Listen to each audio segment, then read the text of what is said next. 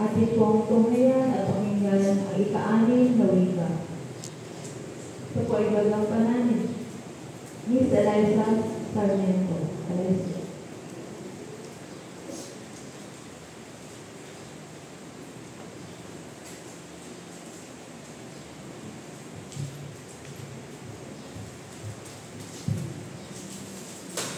Magandang araw po mga kapatid.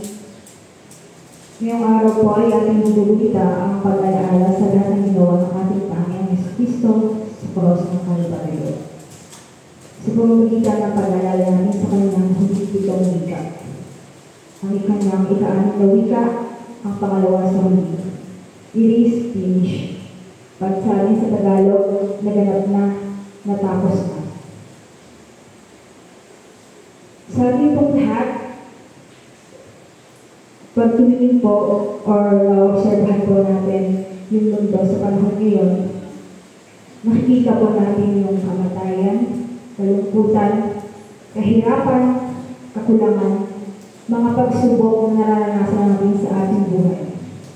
Somehow po ay may baggage yung salitang it is finished o natapos na sa Tagalog.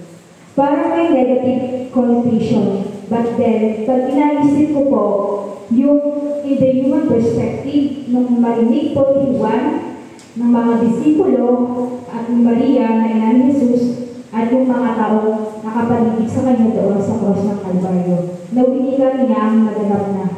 Maybe somehow, it also has a negative connotation in it. Unang pumasok po sa aking isipan ay tapos na. It's over. Jesus is done. Jesus is defeated. But then, in divine perspective po, it means the total opposite. It means so much more. Sa aklat ni Genesis, Kabanata 2, talata 18 hanggang 23 ay naglalarawan na kung gaano kapaganda ang relasyon ng tao sa Diyos. Matapos likhain ng Diyos ang lahat, sinabi ito ni Yahweh, hindi mabuti na mag-isa ang tao. Binigyan ko siya ng isang angkop na makakasama at makakatulong. Kaya mula sa lupa ay lumikha ang Panginoong Yahweh ng mga hayop sa parang, mga ibon sa hipakawin. At dinala niya ito upang ipaubaya rito at bigyan ng pangalan sa mga ito. Ang tao ang nagbigay ng pangalan sa lahat ng ibon sa hipakawin, mga hayop sa parang. Ngunit wala isa man sa mga ito ang nababagay na makasama at makatulong niya. Kaya pinatulog ng Panginoon ng tao, kinuha ang tadyang nito at pinagaling ang laman sa tapat na iyon. Ang tadyang na iyon ay ginawa niyang isang babae at dinala niya ito sa lalaki. Sinabi ng lalaki sa wakas, narito ang isang tulad ko, laman ng aking laman, buto ng aking buto. Babae ang tatawag sa kanya, sapagkat sa lalaki siya kinuha. Bago ang pagkakasala, ang kalagayan ng tao noon ay nasa galap na kaganapan, katuwiran, at malapit sa pakikipag-ugnayan sa Diyos. Sa aklat ng Genesis, Kabanata 2, pinapakita na si Adan at Eva ay naninirahan sa perfectong mundo. Merong halamanan ng Eden na kung saan walang kasamaan, kahirapan o sakit ba. Kung ating magbabalikan ng mga salita na nasa Biblia, ang mga tao po noon ay may sapat na pagkain, tubig at lahat ng pangangailangan. Hindi po nila kailangan magtrabaho ng mabigat upang mabuhay sa mundo. Wala rin sakit, lungkot at pag-aalala. Ang tao po noon ay lumuhay ng payapa at masaya. Noon po, ang tao ay hindi nakakaramdam ng hiya. Ayon po sa aklat ng Genesis, inalalarawan doon na si Eva at Adan ay parehong hubad sa paraiso. Subalit, hindi po nila ito pinahihiya. This verse reflects the innocence and purity of Adam and Eve. Mag-isama po silang namumuhay ng masaya at payapa. Sa katunayan po, tinuri ni Adan Adan si Eva ng bahagi ng kanyang laman at buto ng kanyang buto.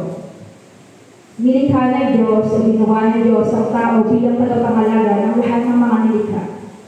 Noon po, pinagkatiwalaan ng Diyos sa mga tao na magbigay ng mga pangalan sa mga ito, tulad po ng puno, bulaklak, hayop, karagatan, at lumang mayaman sa kalikasan. Sa kabila po ng lahat ng bigay ng Diyos sa tao, hindi po ito pinagsamantalahan ng tao. Hindi po nila ito inabuso. Hindi po nila pinawalang bahala ang lahat ng nilikha ng Diyos.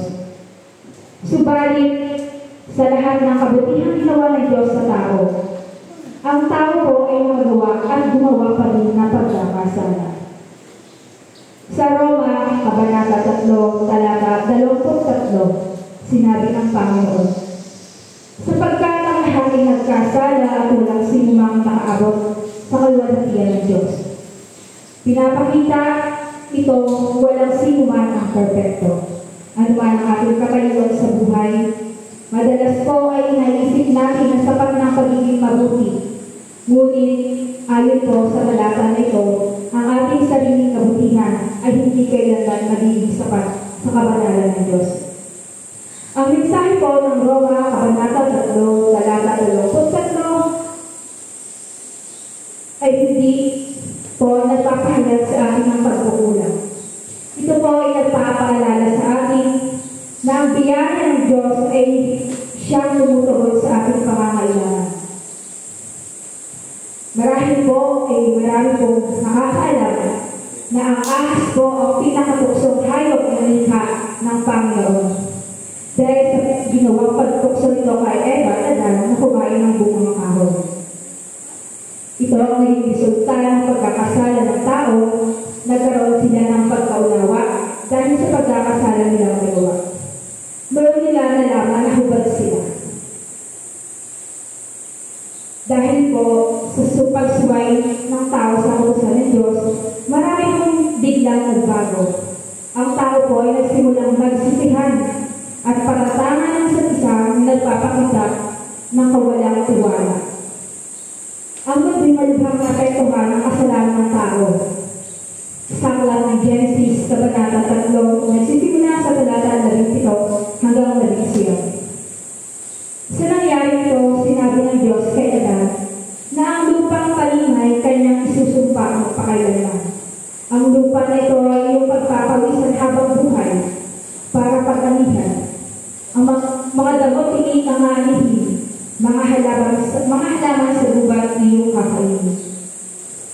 Sa kabila ng mga nagawang kasalanan ng tao, nagawa pa din magtangkat na lumapit sa Diyos, subalit maraming beses din nabigo.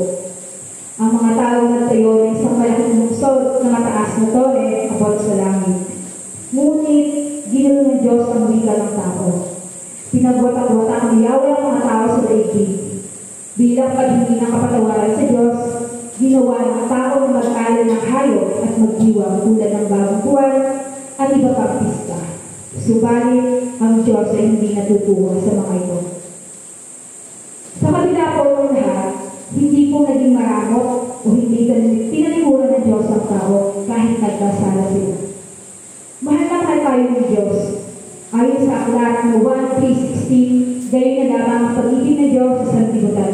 Kaya ibinigay niya ang kanyang buktong anak upang sumasampalataya sa kanya ay hindi mapahamak, hindi magkaroon ng buhay na walang hanggan.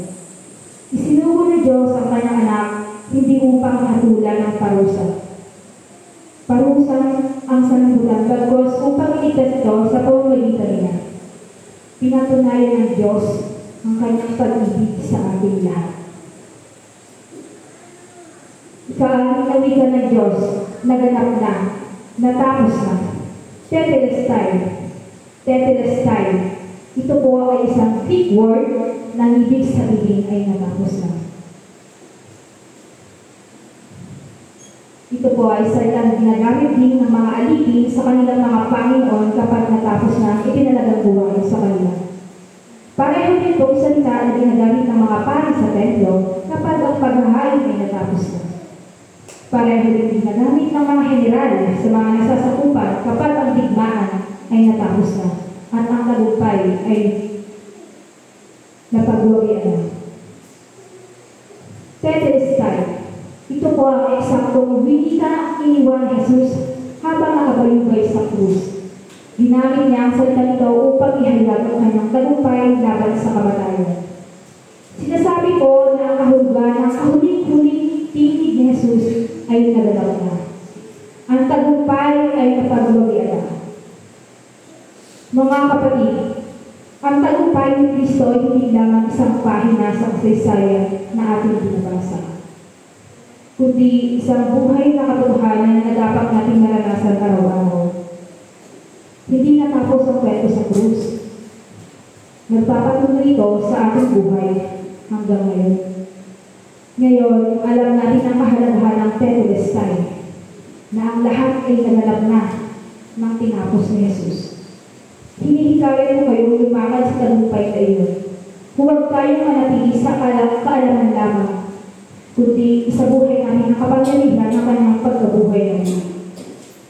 Hayaan natin makita sa ating mga buhay ang pagbabago, kapayapaan, at kapangyarihan dulot ng pananampalataya kay Kristo. Sa ganitong paraan, tayo hindi lamang tagapangin ng mabuting balita, kundi mga buhay na patotoo ng tagumpay ni Jesus. Tayo po ay manalangin. Panginoon naming Diyos, sa gitna ng mundo ng puno ng pagsubok, lumalapit kami sa iyo na may buong puso. Ikaw ang aming liwanag sa kadiliman, ang aming kasakahinaan at aming pag-asa sa kawalan ng kapiyakan.